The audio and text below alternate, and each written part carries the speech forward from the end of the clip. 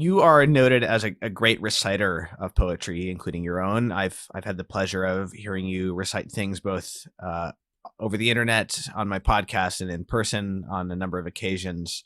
Um, and I think you strike a good balance between the kind of emotion and the drama of the poem and the sound of it.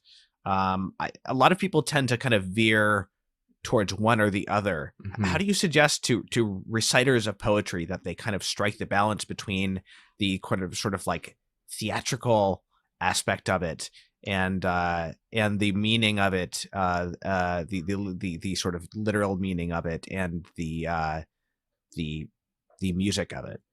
There's so much to say on the subject, in part because nobody's ever um, discussed this matter fully and adequately. Right. There are Yeah. there are a fair number of essays by good poets who are worth reading on the audible performance of poetry, but none of them really exhaust the subject or quite, I think, quite reach the pitch where we know we've got our answer on how the poem should be said. Ivor Winters is one of the great early examples, and he Mm. is merciless on actors. He loathes the way that they take Shakespeare's blank verse and just mash it up in keeping with their theatrical emotion. Um, Right. and I think he's right to be critical of that to the extent that the performance really has to be generated by the text, and the text should be your furthest limit on what you're willing to how far you're willing to go in the performance of it. You need to feel it's both what it's calling you to do, but also what it's calling you not to do, and what it's restraining or forbidding you from doing. And I think Winters is undoubtedly right, that in the history of the theater, there have been plenty of actors who have been abusers of their scripts, and certainly of Shakespeare's verse. Uh, and it's not limited to merely mispronouncing words there, or ignoring the Right. meter altogether.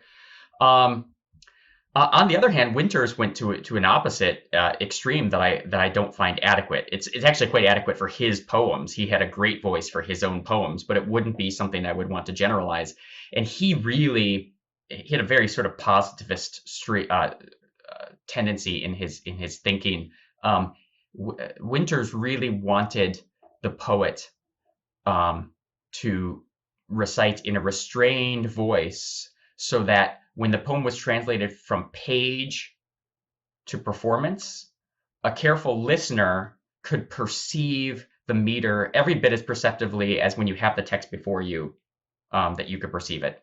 That's not really possible to do if you want to be faithful to a poem, among other reasons, because the enjambments, that is to say, the syntactical running over of a sentence across the board, the limit of a verse line, is so common in our poetry, that that what Winters is recommending will lead to a kind of distortion of performance. What what I think we have to contemplate when we're thinking about the performance of poetry is the actual history of poetry. Poetry emerges from music, it emerges from song, and when it emerges from song, it emerges in a tetrameter line, in some kind of 4-beat line. And we still identify the 4-beat line, the tetrameter line, with musicality, as in most of our pop songs, not to mention our hymns, and our sacred music and our classical music, when it has choral performance, usually, sorry, very frequently has the 4-beat line as its base. But when in the 16th century, to that 4-beat line, one extra metrical foot was added to create the iambic pentameter line. The reason that was done was so that poets would have a maximal um, flexibility in the kind of speech that they produced in their poetry. In an iambic pentameter line, you can tighten the rhymes, you can tighten the end stop of the lines, you can even break up the lines and use interior rhyme or have a hard regular caesura within the line, so that you can replicate the shorter units that are proper to song.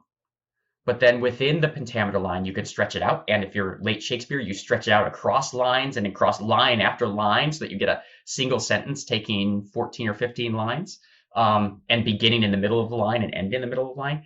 You can attain such a flexibility that any kind of rhetorical form, from song to the noble speech, like the after dinner speech or postprandial toast, to the plain statement, can all be represented, can all find expression within the verse line.